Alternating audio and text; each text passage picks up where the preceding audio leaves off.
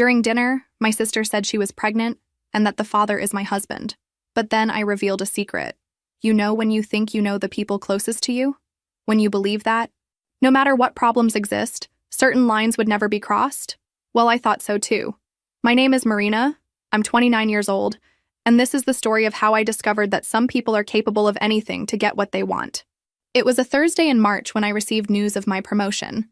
After 4 years working as a project manager at a tech company in Austin, Texas, I would finally be commercial director. I couldn't stop smiling at the office. I called David, my husband, and Beatrice, my younger sister, to share the joy. Let's celebrate at Terrazzo tonight, I suggested. Terrazzo was that chic Italian restaurant downtown, where a meal cost more than minimum wage, but I could afford it. I worked hard for this. I arrived at the restaurant first, wearing that navy blue dress that David always said looked perfect on me. I chose a table in a more secluded corner. I wanted privacy to celebrate. The dining room was full of executives and elegant couples, the kind of environment where I felt comfortable after years building my career. When I saw them arriving together, I found it strange. Beatrice was radiant, with a smile I hadn't seen in a long time, and David seemed nervous. He always got a bit uncomfortable in expensive places, but there was something different that night, a tension in the air that I couldn't identify. Congratulations on the promotion, Mari! Beatrice hugged me with suspicious effusiveness. She was never very demonstrative with affection, especially with me. We ordered a $200 bottle of Chianti, and I started telling them about the new projects I would lead, the 40% salary increase, the possibilities for international growth. Beatrice listened with too much attention. David kept fidgeting with his napkin. Actually, Beatrice interrupted in the middle of my excitement, we also have news to share. She took David's hand across the table, and my stomach knotted inexplicably. I'm pregnant. The world stopped. Literally stopped. The restaurant voices became a distant buzz. The lights seemed to flicker, and I stared at my sister's hand intertwined with my husband's, as if it were a mirage. Pregnant. Beatrice was pregnant with David's child. I know it's a complicated situation. David spoke for the first time since they arrived, his voice coming out hoarse. But it happened, and we fell in love. They watched me with a mixture of expectation and poorly disguised satisfaction. It was as if they were waiting for me to explode, scream, make a scene that would give the other tables something interesting to talk about later. But I couldn't do anything but stare. My sister, Beatrice, whom I helped pay for college when our parents couldn't, was there holding my husband's hand, pregnant with his child, telling me this on the day of my promotion. How long? I managed to ask, my voice coming out strangely calm.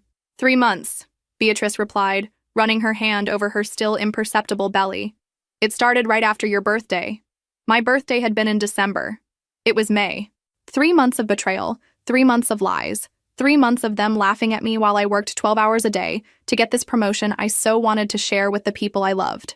Marina, say something, David asked. And for the first time in years, I really looked at him, really paid attention to the man I had been married to for 4 years. He looked relieved, as if a weight had been lifted from his shoulders, as if this was liberating for him.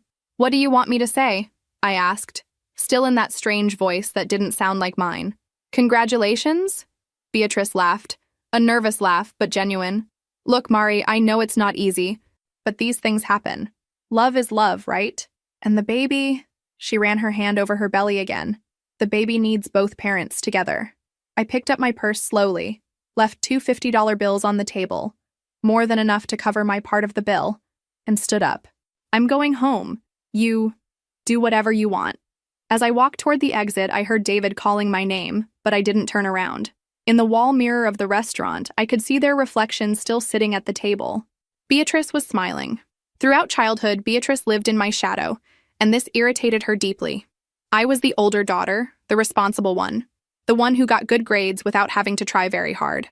She was the youngest, the spoiled one, the one our parents protected from everything. But for some reason, this was never enough for her. We grew up in a middle-class family in San Antonio. Our father worked as an accountant at an oil company. Our mother was an elementary school teacher. We weren't rich, but we didn't lack anything either. Even so, Beatrice always had the impression that she deserved more. When I got a full scholarship to study business administration at the University of Texas, Beatrice made sure to say it was rich girl's luck. When I graduated with honors and got an internship at a multinational in Austin, she commented that I always knew how to sell myself. When I bought my first apartment at 25, she asked if I wasn't being too ambitious. The worst part is that she really believed she deserved the same things I had, but without the effort. As if success was a matter of luck or favoritism, not hard work and sacrifice. Beatrice studied graphic design at a public university, graduated without much distinction, and since then jumped from job to job, always complaining that bosses didn't recognize her potential. Our parents always tried to balance things out. When I bought my new Honda Civic, they bought a used one for her too. When I started earning well, they increased the help they gave her to pay rent for a small apartment in downtown San Antonio. It was as if they were trying to compensate for my success by keeping Beatrice at the same level, artificially. She always asked about my salary, my investments, the apartment's value. Just sisterly curiosity, she'd say. But there was an intensity in the way she asked that bothered me. Now I understood it wasn't curiosity. It was pure envy, mixed with greed that I refused to see. When I met David at a work party 5 years ago, Beatrice made sure to say he wasn't my type. He was handsome, nice, worked as a salesman at a BMW dealership. He earned reasonably well by Texas standards, about $5,000 a month with commissions, but nothing compared to my $8,000 salary that soon became $12,000. Still, I fell in love. He was fun, affectionate, made me laugh after stressful days at the office. David had a simplicity that attracted me, an uncomplicated way of seeing life that contrasted with my nature of always planning 3 steps ahead. Beatrice was always polite with David, but I noticed a certain tension, especially when we all went out together and the bill arrived. David sometimes felt embarrassed when I paid for restaurants that cost $100 per person, or when we bought concert tickets that cost $200 each. Beatrice observed all this with that calculating look I knew well, but preferred to ignore. "You support him, don't you?" she asked once, when David went to the bathroom during a family lunch at Olive Garden. "I don't support him," I replied, irritated. "We split things proportionally to our income." It was true. David paid the bills he could, groceries, gas, some household bills, and I covered the rest. It worked for us. But for Beatrice, that was more proof that I had too much luck. A brilliant career, a beautiful 2-bedroom apartment in Austin, a dedicated husband, investments that grew month by month, as if I hadn't fought for every achievement, as if everything had fallen from the sky. I got home, and the apartment was exactly as I had left it that morning. Made bed, dishes washed, everything in place. It was strange how life could completely fall apart, and things could remain exactly the same. David's toothbrush was still there in the bathroom, his clothes in the closet, that ridiculous Dallas Cowboys mug he'd gotten in a dealership promotion. I sat on the beige leather sofa in the living room, still in my dress and high heels, and stared into the void. My head was strangely quiet, as if my brain had shut down the emotion processing system. I knew I should be crying, screaming, breaking things, but all I felt was a kind of numbness, like when you hit your elbow and can't feel your arm for a few minutes. David didn't come home that night, obviously. At 2 in the morning, I received a message. "I'm at B's house. We'll talk tomorrow." B. He called my sister B, as if they'd been intimate for years, as if I didn't exist, as if our 4 years of marriage were just an inconvenient obstacle that had finally been removed. I spent the night awake, walking through the 120 square meters of the apartment, trying to understand how I had gotten there. How hadn't I noticed the signs? Were there signs? David working later in recent weeks. Beatrice asking about my schedule whenever she called. Both of them arriving together at the restaurant as if it were the most natural thing in the world. Now that I thought about it, Beatrice had appeared a lot in Austin in recent months. "I came to see some clients," she'd say. Beatrice worked as a freelance graphic designer, so it was plausible that she had projects in the city. But Austin was only an hour and a half from San Antonio. Why did she always stay in hotels? Why didn't she ever ask to sleep on my couch like she used to? When the sun rose, I was still on the couch, with my dress wrinkled and makeup smeared. My iPhone showed 17 missed calls from my mother. Beatrice had told her everything, probably in a romanticized version where they were 2 lovers who couldn't resist the cruel fate that made them meet through me. I called the office and said I wouldn't be going to work. Simone, my assistant, noticed something was wrong from the tone of my voice but didn't insist. "Call me if you need anything, Marina. You never miss work. It must be something important." She was one of the few people I could trust completely. I went to take a shower, trying to wash away the sticky feeling from that night. Under the hot water, I finally cried. Not dramatic movie tears, but that tired crying of someone who had just lost 2 important people at once. My sister and my husband, the two I loved most in the world, had betrayed me in the cruelest way possible. When I got out of the shower, I had 3 messages from Beatrice. Mari, we need to talk. It wasn't how we wanted you to find out. Call me, please. I know it's difficult, but we can resolve this like adults. I deleted them all without responding. For the first time in years, I spent the entire day doing absolutely nothing productive.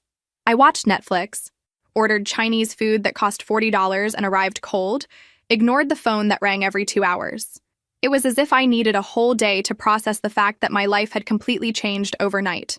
That evening, David showed up to get some clothes. He still had the keys, still felt entitled to enter the apartment I had bought alone as if nothing had happened. He tried to talk, explain, justify himself while packing a suitcase with his things. It wasn't planned, Mari. It just happened. As if betrayal were a meteorological accident, something beyond human control. B was going through a difficult time, needed someone to talk to. How long have you been together? I asked, watching him fold the polo shirts I had bought for him at Nordstrom. Officially? Since January. 4 months. 4 months of lies, fake kisses, empty I love yous before sleep. While I worked 60 hours a week to get the promotion, dreaming of our future together, he was building a new life with my sister. I'm going to find a lawyer, I warned, sitting on the king-size bed I had bought the year before. David stopped packing his suitcase and looked at me for the first time since he arrived. Mari, it doesn't have to be like this. We can resolve everything among ourselves civilly. Divide things fairly without complications. Civilly. Divide things fairly. As if betrayal were an issue that could be resolved with politeness and goodwill. As if he had any right to what I had built.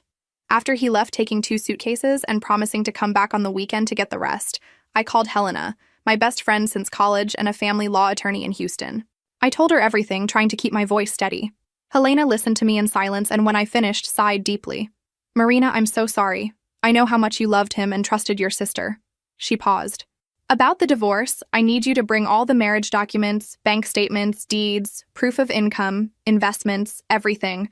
I'll put together the best case possible for you. Helena, I don't care about the money. I just want this to end quickly. Don't say that, Marina. You fought hard to build what you have. You're not going to hand it over to someone who betrayed you. Do you have any idea how much your assets are worth today? I didn't have an exact idea, but I knew it was substantial. The apartment was worth at least $400,000.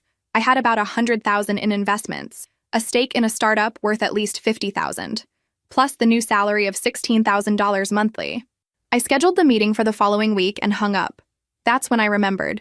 I needed to organize all the important documents. It wasn't something I did regularly. Who thinks about divorce when they're happy in marriage? I went to the office I had set up in the 2nd bedroom of the apartment, where I kept everything organized in colored folders like a person obsessed with control. Bank statements from the last 2 years, tax returns, investment statements from Fidelity and Charles Schwab. It was impressive to see on paper everything I had achieved at 29. I was proud of what I had built, but now everything seemed so fragile, as if it could disappear because of a betrayal and a poorly conducted divorce process. I took the green folder where I kept the marriage documents. Birth certificate, marriage certificate from Travis County, contract for... I stopped with the marriage certificate in my hand, frowning. There was something written there about property regime that suddenly caught my attention. Separate property regime. Complete separation of assets.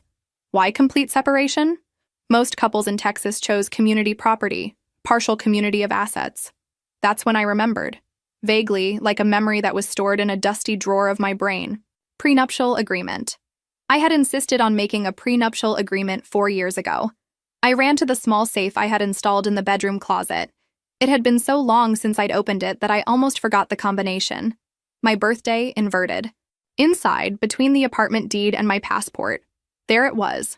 A sealed envelope with the seals of the Travis County Clerk's office. Prenuptial agreement. Marina Santos Silva and David Oliveira Ferreira. My hands trembled as I opened the envelope. I vaguely remembered insisting on this at the time, but the details were hazy. It had been 4 years ago.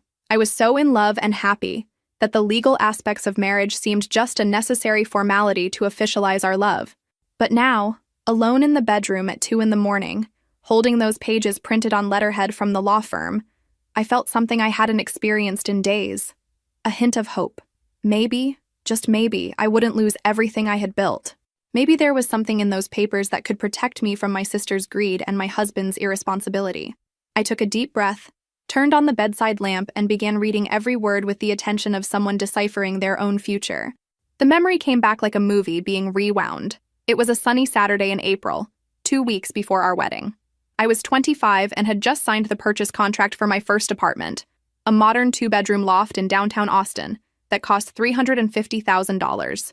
David was nervous about the ceremony preparations, complaining about costs that were getting out of control. "Mari, are you sure you need all this?" he said, looking at the vendor list spread on my kitchen table. $15,000 catering, $8,000 photographer, $12,000 decoration. It's a lot of money. A lot. It was a lot of money indeed, especially for him, who earned about $4,000 a month at the BMW dealership. For me, who had just received a substantial promotion and was earning $12,000 monthly, it was an investment in our special day. But I understood his concern. He had grown up in a family where every dollar was counted. "David, relax. I'll pay most of it. You contribute what you can. What's important is us being together, celebrating our love." It was in this context that I mentioned the prenuptial agreement. Not as mistrust, but as natural protection for someone who had significant assets. My lawyer at the time, Dr. Patricia Williams, had suggested it during the apartment purchase. "Marina, you're young, successful, and accumulating assets rapidly. A prenup is sensible, especially when there's significant difference in assets between spouses. It's not mistrust, it's intelligent protection." When I talked to David about this on a Tuesday night, he laughed. Literally laughed, almost spitting out the Shiner Bock beer he was drinking. "Prenuptial? Isn't that rich people nonsense? We love each other, Mari. Love doesn't need papers to prove anything. These things are for couples who enter marriage already thinking about divorce. It's not about love, David. It's legal protection. For both of us. If something goes wrong, nothing will go wrong," he interrupted me, pulling my hand. "We're going to be happy forever. You're being paranoid, baby." He made a face like he didn't understand the necessity, but eventually agreed when I explained it was something that would make me more comfortable. "If it's important to you, fine. But honestly, I think you're complicating something that should be simple." We went to Dr. Williams's office on a Thursday morning. I remember David was hungover because he had gone out with his dealership colleagues the night before for the last bachelor's outing. He arrived 15 minutes late, somewhat sleepy, complaining that he had lost an important sale because of the appointment. "Sorry, Mari. Had to come straight from work. Johnson wanted to close a deal today, but I said I had an important appointment with you." Dr. Williams, an elegant 50-year-old woman with gray hair and impeccable suits, explained the basic terms with the patience of someone who had given that presentation hundreds of times. Complete separation of assets. Each spouse maintains their individual patrimony. No division in case of divorce except for assets acquired jointly with clear proof of mutual contribution.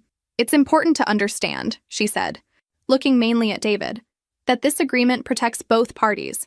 If you acquire significant assets during the marriage, they will also be protected." "You understand, David?" I asked, observing his somewhat lost expression. Yes. Each one keeps what's theirs, right? Makes sense?" It made no sense at all that he had understood completely, because David never showed interest in complex legal or financial matters. When I tried to talk about investments or financial planning, he would change the subject or make jokes about me being too uptight with money, but he signed all the pages with the ease of someone signing a grocery list. 15 pages of dense legal text, specific clauses about properties, investments, future businesses, inheritance. David barely read the section titles. "There, now you can marry in peace," Dr. Williams said, smiling as she stamped and filed the copies. "I hope to never see you here professionally again."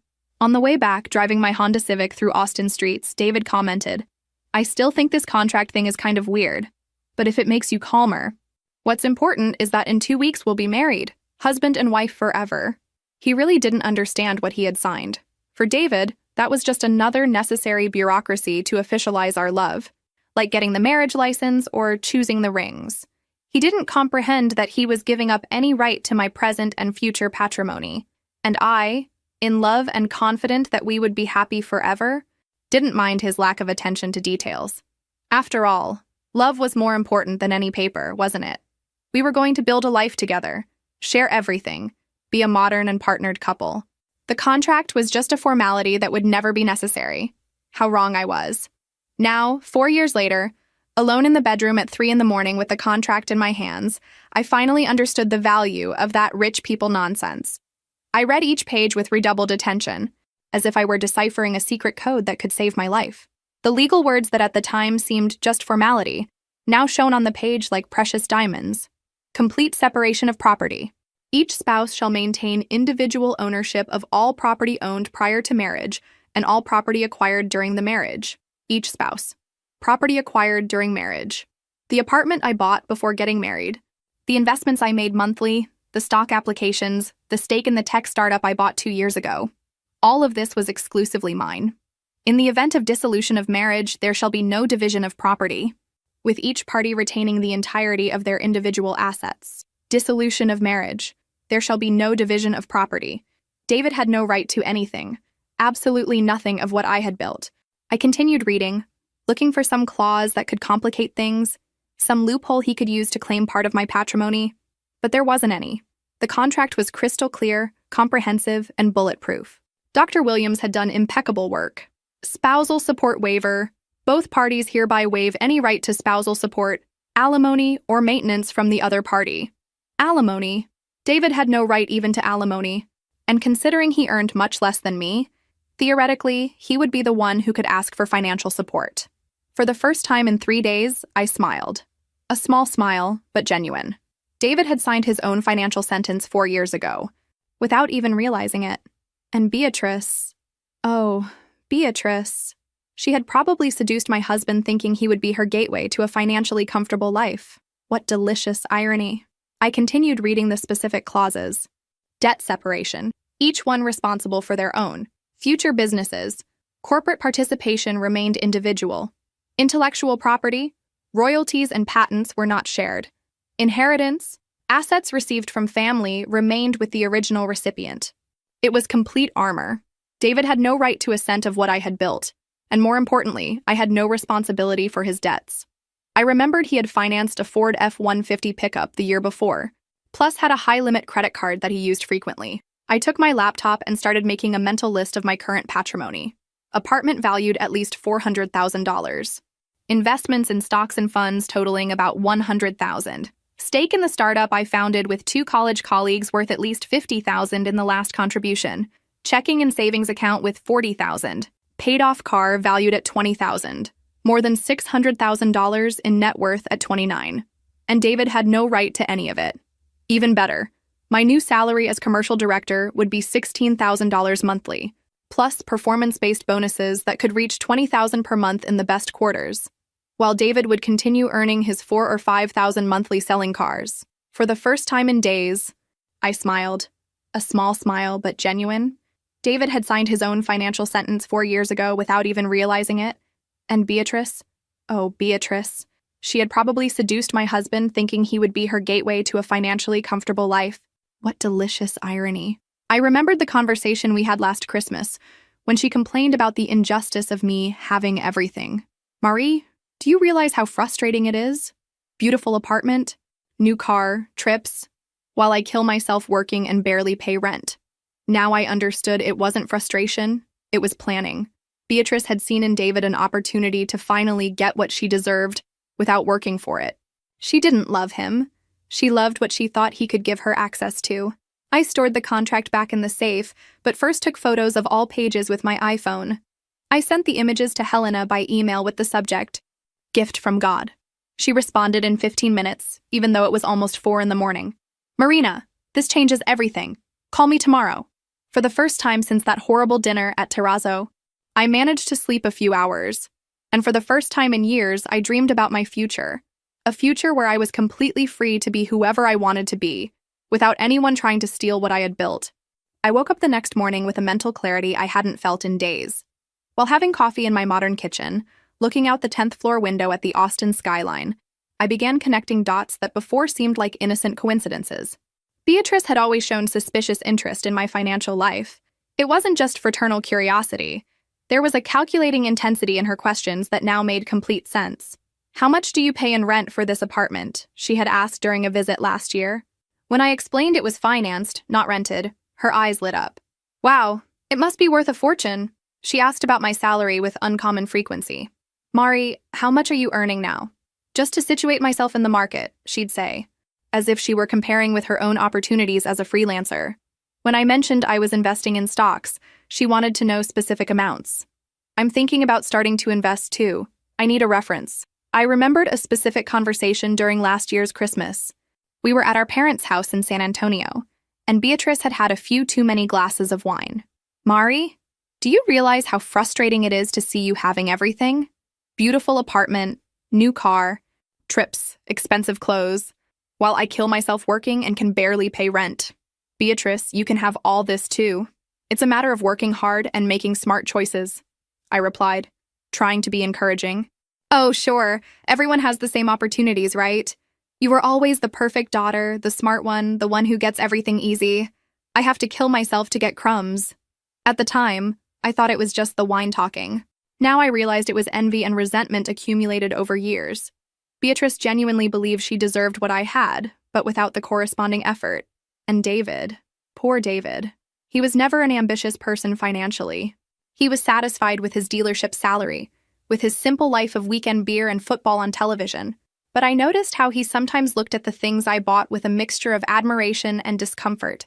$400 for a purse, Mari? That's almost my rent, he commented when I bought a coach at Nordstrom. It wasn't criticism. It was more like he was trying to process a financial world completely different from his. Beatrice had probably planted seeds in his head. Imagine when you two get divorced, David. Half of all this will be yours. She didn't know about the prenuptial agreement because I never told anyone in the family. It was a private matter between me and my husband. Now I understood the conversation I overheard by chance a few months ago. David was on the phone on the balcony and I thought it was work. But now I remembered hearing, I don't know if it's the right time. She suspects something. I need to be sure. At the time, I thought he was talking about some complicated sale. Now I realized he was probably talking to Beatrice about how and when to reveal their relationship. The most painful part was realizing they had planned that moment at the restaurant. The choice of terrazzo, on the day of my promotion, the way they arrived together, the poorly disguised satisfaction on their faces. It wasn't an impulse or a desperate confession. It was theater. They wanted to humiliate me publicly, catch me off guard, see me fall apart, and they probably expected me to react with desperation, begging David to come back, offering anything to save my marriage. Too bad they didn't know about the prenuptial agreement. I spent the weekend organizing my strategy. I called Helena early Monday morning, before even going to work. Marina girl, this contract is a work of legal art. David has no right to absolutely anything. We can process the divorce in 60 days if he doesn't contest. And if he contests? Based on what? He signed the prenup. Everything is registered. There are no vices of consent. Unless he proves coercion or fraud, which is impossible, he's screwed. Screwed. David was screwed and didn't even know it yet. Helena, I want to do something. I'm going to call them and propose a civilized conversation about the divorce. I want to see their faces when they discover the truth. Marina, are you sure? It might be simpler to just file and be done with it. I'm sure. They humiliated me in public. I want to return the favor. 3 weeks passed since that night at Terrazzo. 3 weeks in which David came to get the rest of his things from the apartment, always accompanied by Beatrice, as if he needed protection or moral support. 3 weeks in which my mother called daily trying to mediate the situation, as if betrayal were a misunderstanding that could be resolved with a frank conversation. Marina, dear, I know you're hurt, but these things happen. David has always been a good boy and Beatrice is pregnant. Can't you think about the baby? Think about the baby. The baby that my sister was using as an excuse to steal my husband and, consequently, my patrimony. Mom, I won't discuss this. David and I are getting divorced, period. But Marina, you built a life together. The apartment, the plans. Ah, yes. The apartment. The plans. My mother also believed David had a right to half of everything. Beatrice had probably filled the whole family's heads with stories about how I was selfish and petty for not graciously accepting the betrayal. In the 4th week, I called Beatrice. She answered on the 2nd ring as if she were waiting for my call. Mari, so good that you called. We really need to talk. Hi, B. Look, I thought a lot about this whole situation, and I think you guys are right. There's no point in holding grudges. We're adults. These things happen. Silence on the other end of the line. She wasn't expecting this reaction. Really? You're okay with this? I'm trying to accept it. I mean, you fell in love, right? It wasn't anyone's fault. And now there's the baby to think about. Wow, Mari, You can't imagine how relieved I am hearing this. David was so worried, thinking you were going to make drama, complicate the divorce. Complicate the divorce. How interesting. As if I were the complicated person in the story. Not at all. Can we meet to talk civilly about how to resolve everything? Without fights, just to settle things like adults. Maybe dinner again, but this time for closure, not for surprises? Beatrice laughed nervously. Of course, that would be great. David will be so happy. He was afraid you would, well, make a scene. No, imagine. Scene for what? Let's meet at Terrazzo again, since that's where it all started. Saturday night? Perfect. Mari, you can't imagine how important this is for us. Especially now, with the baby coming. I hung up the phone smiling. Saturday night would be interesting. Very interesting. I spent the following days preparing like an actress rehearsing for the performance of her life. I chose the outfit, an elegant black dress that conveyed seriousness and control. I practiced in the mirror the calm and resigned expression I wanted to maintain throughout the entire conversation. Helena thought the idea was risky. Marina, are you sure you want to do this? It might be more efficient to simply notify them through a lawyer. Helena, they humiliated me in public. They planned everything to see me fall apart in front of a restaurant full of people. They deserve the same treatment. And if they suspect something, they won't suspect. They're too busy planning how to spend my inheritance. I arrived at Terrazzo on Saturday punctually at 8 at night. I asked for the same table as last time. The maitre d' recognized me and made a comment about hoping tonight would be a happier night. If he only knew. David and Beatrice arrived together again, but this time the atmosphere was completely different. They were relaxed, smiling, holding hands like a couple in love who could finally show themselves in public. Beatrice wore a dress that highlighted her still small but noticeable belly. Mari! Beatrice hugged me with genuine effusiveness. You look beautiful. Is that dress new? Thank you. You both look well too. How's the pregnancy? Great. We're already thinking about names. David wants Michael if it's a boy. I prefer Gabriel. David pulled out the chair for Beatrice to sit, a chivalrous gesture he rarely made for me. Marina, thank you for agreeing to talk like this. Peacefully, I was afraid that I would make drama? Imagine, David. We're all adults here. We ordered the same bottle of Chianti as last time. The irony wasn't lost on any of us, but this time the atmosphere was one of disguised celebration. They thought they had won the grand prize. So, David said after the first sip, about the divorce, we wanted to propose doing everything amicably. Divide things fairly without complications. Divide things fairly, I repeated, savoring the words. Tell me more about this, David. What do you consider fair? Beatrice and David exchanged a quick glance. They had rehearsed this conversation. Well, we can sell the apartment and split it 50-50. The investments too. And now with your new promotion, alimony will help a lot until I can stabilize with B and the baby. Alimony. He really believed I would pay alimony to him while he raised a child with my sister. I slowly picked up my purse as if I were looking for something specific.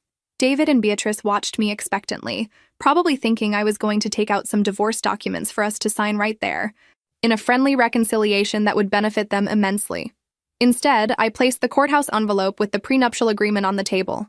The paper yellowed by time made a dry sound when it hit the wood. Before we talk about division, I need to clarify something important that you seem to have forgotten. David frowned, looking at the envelope. What is that? Our prenuptial agreement, David. Remember? The one you signed 4 years ago, saying it was rich people nonsense? The color instantly drained from his face. Beatrice looked confused between the two of us. What agreement? You made a prenuptial agreement? We did. And David signed it without even reading it properly. I took the pages out of the envelope and placed them on the table, open so both could see. Complete separation of assets. Do you remember what that means? David picked up the pages with trembling hands. His eyes ran over the lines, trying to process words he clearly didn't understand completely 4 years ago. Calm down, Mari, Beatrice said, her voice losing its previous confidence.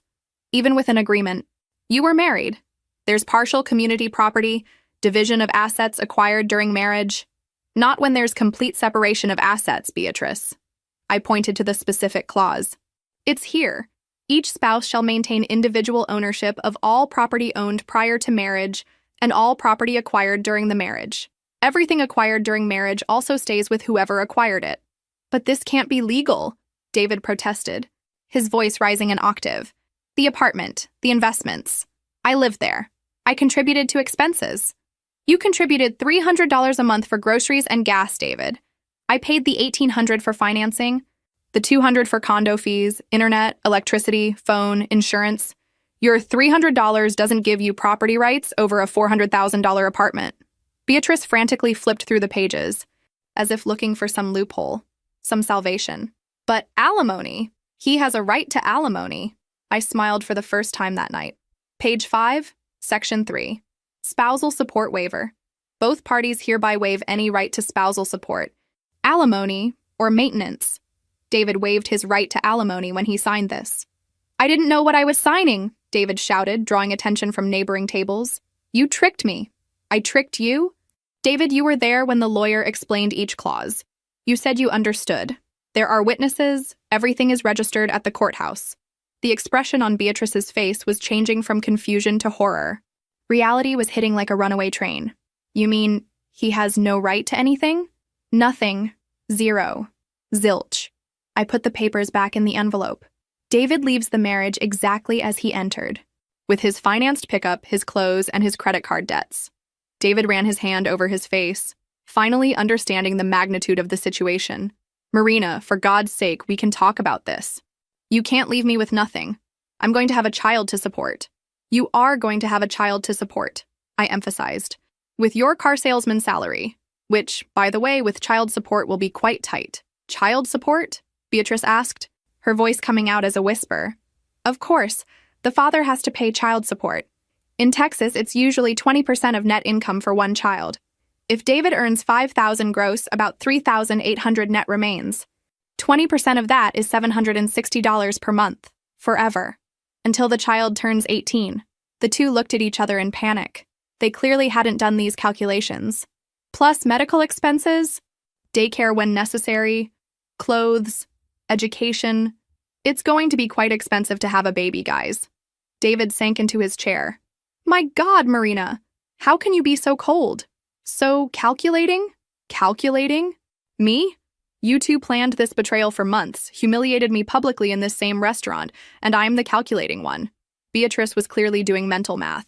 If David earned $5,000 a month and was going to pay $800 in support, $4,200 would remain, minus taxes, about $3,400 net, to support him, her, and a baby.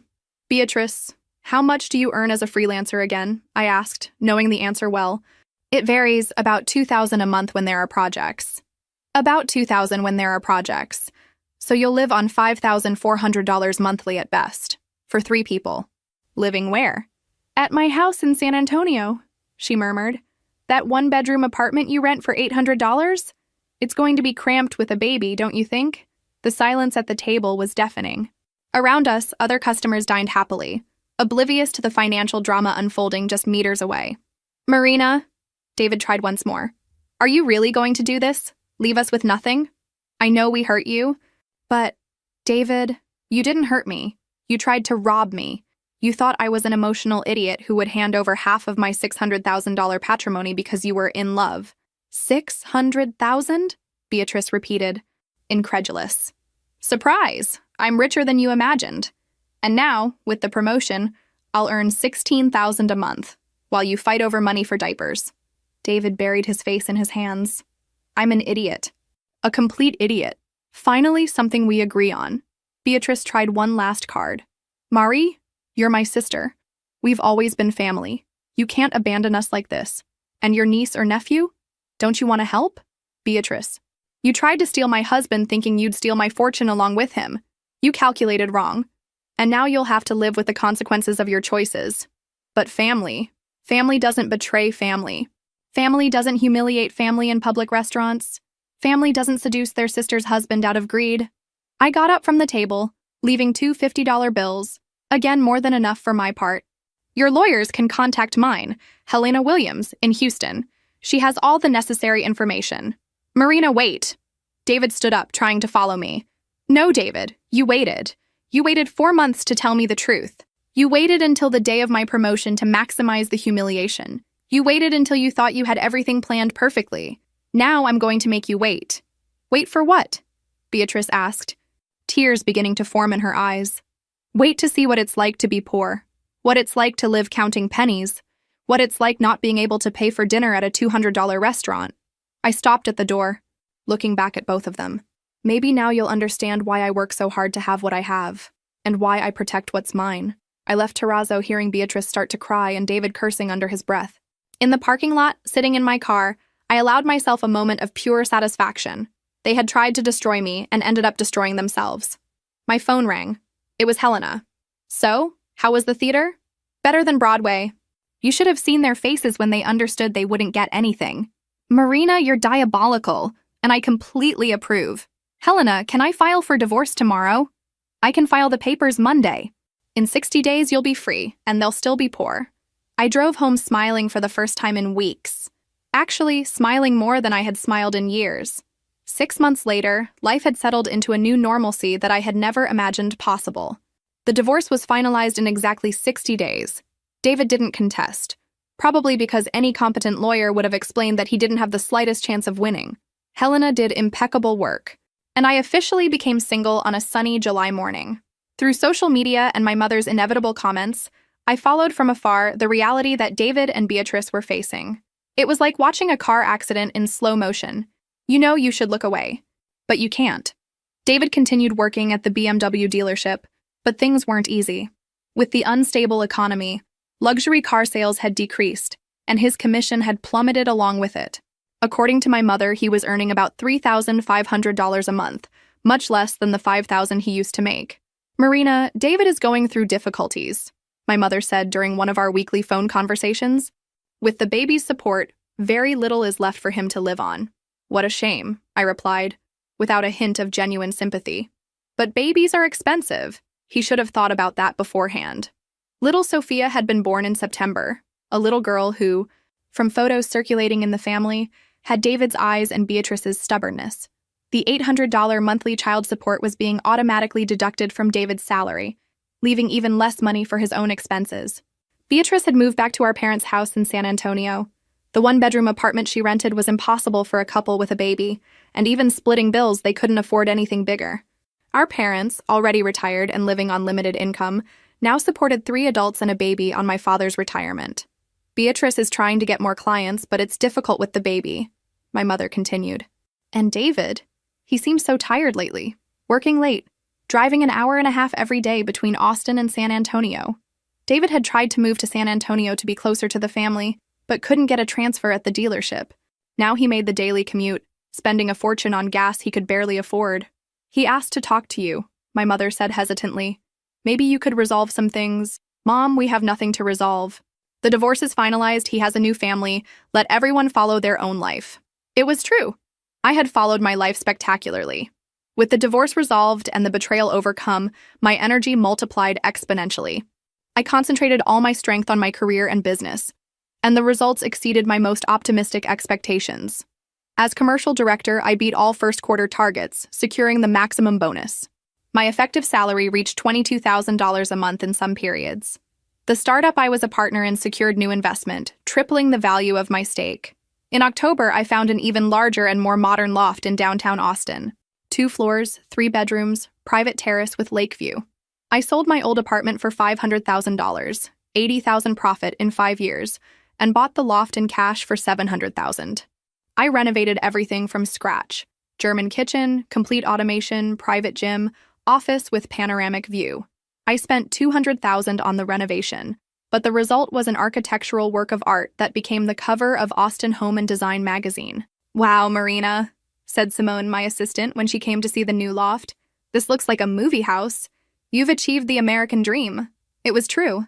At 30, I had a net worth of over $1 million, a solid career at an international company, and complete freedom to do whatever I wanted. I traveled to Europe 3 times that year. Paris, Rome, Barcelona, always alone, always first class, always staying at the best hotels. I bought clothes at boutiques I previously considered too expensive, dined at Michelin-starred restaurants, shopped without looking at prices. The loneliness? Curiously, I didn't feel it. After years of being betrayed by those I trusted most, the peace of being alone was almost addictive.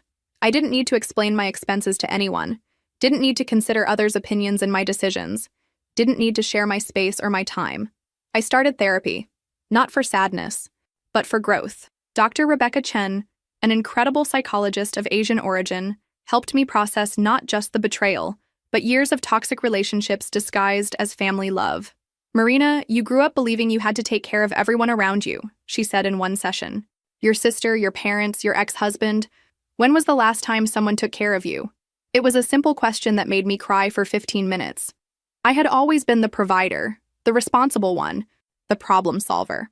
I never stopped to think if anyone was taking care of me. "Maybe it's time for you to put yourself first," Dr. Chen suggested, "and discover who you are when you're not supporting other people." That's exactly what I did. During the holiday season, I received several messages from Beatrice. First reconciliation attempts, then direct requests for financial help. "Mari, I know you're upset, but we're sisters. Sophia is your niece. Can't you at least help with some baby things?" "Marina, expenses with Sophia are very high. Diapers, medicine, pediatrician. David is killing himself working but can't cover everything. Mari, for God's sake. Answer my messages. We need help, and you're the only person in the family who can afford it." I read them all without responding. I blocked the number after the 10th message. My mother tried to mediate. "Marina, whatever the hurt, the child is innocent. Don't you want to meet your niece?" "Mom, when Beatrice decided to seduce my husband, she made a choice. Now she's living with the consequences of that choice. It's not my responsibility to solve the financial problems they created. But you have so much money." "I have so much money because I worked hard to have it, and because I protected what I built." If Beatrice wanted financial stability for her child, she should have thought about that before getting pregnant by a man who earns $4,000 a month. It was harsh with my mother, but necessary. The whole family had gotten used to the idea that I was the personal emergency bank for any crisis. Not anymore. On my 30th birthday in December, I organized a party at the new loft. I invited work colleagues, college friends, some people I met traveling, 50 elegant people, French champagne, professional catering, live musician. Looking out my terrace window at the Austin lights, with a glass of Dom Perignon in my hand, and surrounded by people who genuinely enjoyed my company, I felt deep gratitude. Gratitude that David had betrayed me. Without the betrayal, I would never have discovered my own strength, never would have learned to set boundaries, never would have realized I could be completely happy alone. Gratitude for the prenuptial agreement that my younger self had the wisdom to make. Those papers saved me from years of legal battle and allowed me to start over immediately. Gratitude even for Beatrice. Without her envy and greed, I never would have learned that not all family deserves unconditional loyalty. Some people are toxic regardless of blood ties. The week after my birthday, I received one last contact attempt. Not from Beatrice or David, but from my father. "Marina, your mother didn't want me to call, but I need to talk to you. Things are very difficult here at home. David lost his job at the dealership last week. Year-end cuts." My father rarely interfered in family conflicts. When he called, it was because the situation was really critical. "And what do you want me to do, Dad?" "I don't know, daughter. I don't know what to do anymore. There are 4 people here at home, a small child, and now, without David's income. Your mother is talking about going back to work, but she's 70 years old." I felt a pang of guilt. Genuine, for the first time in months. My parents weren't to blame for the situation. They were just trying to help a daughter in difficulties as parents do. "Dad, I can help you, but I won't give money to David or Beatrice directly. If you need something specific, electric bill, groceries, pediatrician for Sophia, send me the bills and I'll pay them directly. Marina, that's my offer. I'll help you, who are innocent in this story. But I won't finance the bad choices David and Beatrice made." My father accepted, relieved. In the following months, I received some bills by email. $200 electric bill, $300 groceries, $150 pediatric consultation. Trivial amounts for me, but they made a difference for them. I never had direct contact with David or Beatrice again. According to my father, David got a job at a smaller dealership, earning half what he used to earn. Beatrice continued doing sporadic freelance work, but with a small child, it was impossible to work full-time. They had moved to a trailer park in San Antonio. $500 monthly rent for a tiny space, but it was what they could afford. Sophia's support continued being automatically deducted, leaving even less money for them. They fight a lot about money, my father told me in a conversation. David blames Beatrice for insisting on the divorce. Beatrice blames him for losing his job. It's a cycle. It was exactly what I imagined would happen. When people get together for wrong reasons, greed, envy, opportunism, and financial reality knocks on the door. False love disappears quickly.